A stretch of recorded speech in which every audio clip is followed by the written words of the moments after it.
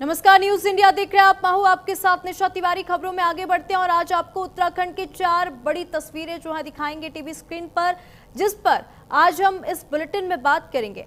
पहली खबर है अल्पसंख्यक शिक्षा संस्थान नियम बदलाव को लेकर, जहां कल के हुए कैबिनेट बैठक में 5 बड़े प्रस्तावों पर मुहर लगी है, जिसमें से एक अल्पसंख्यक शिक्षा संस्थान नियम में बदलाव भी है। वहीं दूसरी बड़ी तस्वीर उत्तराखंड विधानसभा का मानसून सत्र, जिसको लेकर आपको बता दें कल से मानसून सत्र जो है शुरू होने जा रहा है, जो कि 19 अगस्त से 22 अगस्त गैरसैंण में होगा। इसी को लेकर सीएम धामी ने विधानसभा अध्यक्ष रितु खंडूरी से मुलाकात भी की और कार्यवाही को लेकर जानकारी ली।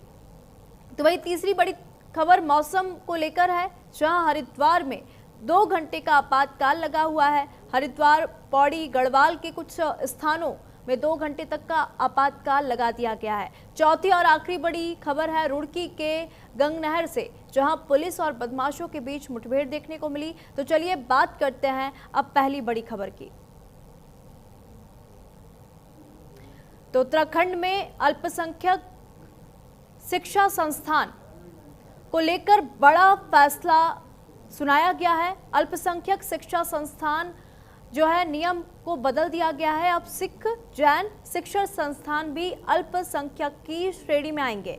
सीएम धामी ने इसका बदलाव किया है और अभी तक अल्पसंख्यक शैक्षिक संस्थान का दर्जा केवल जो था मुस्लिम समुदाय को ही मिलता था, लेकिन जब से ये प्रस्ताव आया, जब से ये नियम आया, तो अब प्रस्तावित विधेयक के अंदर अन्य अल्पसंख्यक समुदाय जैसे कि सिख हो गए, जैन हो गए, ईसाई, बौद्ध एवं पारसी को भी ये सुविधा जो है मिलेगी। ये देश का पहला ऐसा अधिनियम होगा। तो उत्तराखंड में अल्पसंख्यक शिक्षा संस्थान में बड़ा बदलाव जो है देखने को मिला है। नियमों में बदलाव हुआ है, अल्पसंख्यक शिक्षा में अब बदलाव हुआ है। अब सिख, जैन भी शिक्षण संस्थान जो है वो अल्पसंख्यक की श्रेणी में आएंगे, क्योंकि अब तक केवल अगर हम बात करते थे तो मुस्लिम समुदाय ही अल्पसंख्यक की श्रेणी में आते थे, लेकिन अब सिख हो गए, बौद्ध हो गए, वो भी इसी की श्रेणी में आएंगे। तो उत्तराखंड में अल्पसंख्यक शिक्षण संस्थान को लेकर बड़ा फैसला किया गया है। उत्तराखंड में अल्पसंख्यक शिक्षा संस्थान को लेकर एक बड़ा बदलाव हुआ है। अल्पसंख्यक शिक्षा संस्थान का जो नियम है उसमें बदलाव हुआ है और उत्तराखंड में एक ऐतिहासिक फैसला जो है कर लिया गया। अब सिख, जैन भी जो है इस श्रेणी में आएंगे। और अधिक जानकारी ले लेंगे, हमारे साथ विश्वास जुड़ चुके हैं। विश्वास, क्योंकि कल उत्तराखंड में एक ऐतिहासिक निर्णय लिया गया है, ऐतिहासिक फैसला लिया गया है, क्योंकि अल्पसंख्यक शिक्षा संस्थानों में बड़ा बदलाव किया गया है। क्योंकि इस श्रेणी में अगर हम बात करें तो केवल मुस्लिम समुदाय के लोग आते थे, लेकिन अब बौद्ध हो गए, सिख हो गए, जैन हो गए, वो भी इसी श्रेणी में शामिल होंगे। जी हाँ, बेशक।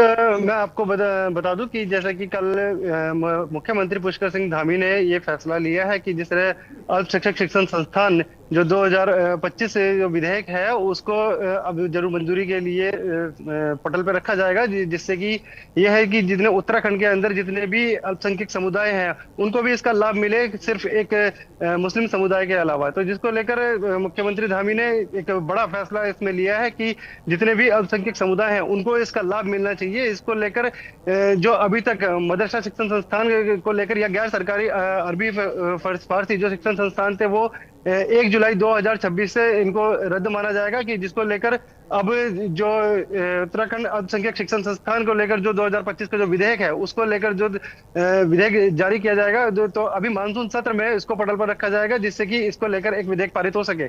जी ठीक है। जैसे ये अधिनियम पारित होगा, क्योंकि अभी हम देख रहे हैं कि उत्तराखंड का मानसून सत्र जो है वो भी कल से शुरू हो रहा है। 4 दिन तक ये मानसून सत्र चलेगा। ऐसे में मदरसों और मुस्लिम समुदाय की तरफ से कोई प्रतिक्रिया आई है इस पूरे मामले, इस अधिनियम को लेकर? जी देखिए, मैं आपको बता दूं कि इसको लेकर जो है कल ही इन्होंने मुख्यमंत्री ने इसका विधेयक पारित करने की बात की है, लेकिन अभी मानसून सत्र जो है वो गैरसैंण में अभी इसका जो जारी होगा, गैरसैंण में रखा गया है मानसून सत्र। तो 19 तारीख से लेकर 22 तारीख तक ये मानसून सत्र चलने वाला है, जिसको लेकर इस विधेयक पर भी चर्चा की जाएगी। साथ ही साथ मैं आपको बता दूं कि उत्तराखंड के अंदर सिर्फ अभी तक जितने मुस्लिम समुदाय थे उनको इसका लाभ मिल रहा था, लेकिन जितने बाकी और भी जैसे कि बौद्ध, सिख जो धर्म है, इनको भी इसका लाभ मिलना चाहिए। इसके लिए अभी जरूर समय है, तो जो प्रतिक्रिया है वो भी अब धीरे धीरे सामने आएंगी। लेकिन फिलहाल जिस तरह से अभी 22 तारीख तक ये चलने वाला है, इनका सत्र चलने वाला है, तो तब तक इसकी जरूर हमें इंतजार करना चाहिए कि अभी जो मुस्लिम समुदाय है इसको लेकर क्या कुछ कह सकते हैं। जी ठीक है, इस विधेयक के आने के बाद क्या कुछ बड़े बदलाव और होंगे शिक्षा संस्थानों में, क्योंकि जिस तरीके से अब अल्पसंख्यक की श्रेणी में जो है न केवल मुस्लिम समुदाय, बाकी जो समुदाय हैं उनको भी रखा गया है, और इस विधेयक की क्या कुछ खास विशेषताएं हैं अगर ये पारित हो रहा है जब? तो देखिए, मैं आपको बता दूं, जिस तरीके से अभी तक ये विधेयक जो जारी था, अब तक ये नियम जो जारी था, इसमें सिर्फ एक जो मुस्लिम समुदाय है उसको ही अब तक इसका लाभ मिल रहा था। लेकिन देखा जाए तो उत्तराखंड के अंदर और भी ऐसे धर्म हैं और भी ऐसे समुदाय हैं जो अल्पसंख्यक है। अब उनको भी इसका लाभ मिलना चाहिए। उनकी जरूर बारीकी से जांच की जाएगी कि किस तरीके से जितने समुदाय हैं उनको किन किन बिल्कुल। को इसका लाभ के दायरे में इनको लाया जाएगा। तो मुख्यमंत्री धामी जरूर उनके बारे में ये सोचते हुए इस वक्त जो विधेयक पारित किया गया, इसमें सभी जो समुदाय हैं जो अल्पसंख्यक हैं उत्तराखंड के अंदर, उनको भी इसका लाभ मिलना चाहिए। उसको लेकर अभी मुख्यमंत्री ने ये विधेयक जारी किया है, और हो सकता है कि जितने जल्दी हो सके इस पर भी कार्रवाई शुरू हो सके। ठीक है। जी हाल ही में हमने देखा था कि जो अवैध मदरसे थे उन पर कार्रवाई भी की गई थी और सीलिंग की प्रक्रिया भी की गई थी, तो क्या इसको देखते हुए ये बड़ा फैसला लिया गया है? यह देखिए, क्योंकि अब तक जिस तरह से अभी सीलिंग की भी कार्रवाई हुई, कुछ अवैध मदरसों को लेकर भी कार्रवाई हुई। अवैध मदरसे भी कई उत्तराखंड के अंदर या हरिद्वार के अंदर की बात करें, यहाँ पर भी काफी अवैध मदरसे हैं। लेकिन क्या है कि अभी जैसे कि उत्तराखंड के अंदर जितने अवैध मदरसे, उनको सीलिंग की कार्रवाई इसीलिए की गई क्योंकि जो सिर्फ अल्पसंख्यक जो वो है अल्पसंख्यक समुदाय जितने भी हैं, इन मदरसों को लेकर इन्होंने कई अवैध मदरसे भी बनाए थे। लेकिन हम यही सिर्फ एक इसी को कारण माने कि अवैध मदरसों को सीलिंग की कार्रवाई के चलते इस तरह का निर्णय लिया गया। ये कहना जल्दबाजी होगी, क्योंकि ये सिर्फ एक जो अन्य समुदाय है, उन अन्य समुदायों को भी जो विधेयक में पारित करने के लिए अन्य समुदायों को भी इसमें रखा गया है कि उनको भी इसका लाभ मिलना चाहिए अल्पसंख्यक समुदाय में। जी ठीक है, बिल्कुल, क्योंकि जब ये विधेयक सामने आया तो इसको लेकर, क्योंकि विपक्ष जो है अक्सर सरकार पर निशाना साधता है, तो ये विधेयक क्योंकि कल एक ऐतिहासिक निर्णय लिया है मुख्यमंत्री पुष्कर सिंह धामी ने, तो विपक्ष की तरफ से कुछ प्रतिक्रिया आई है?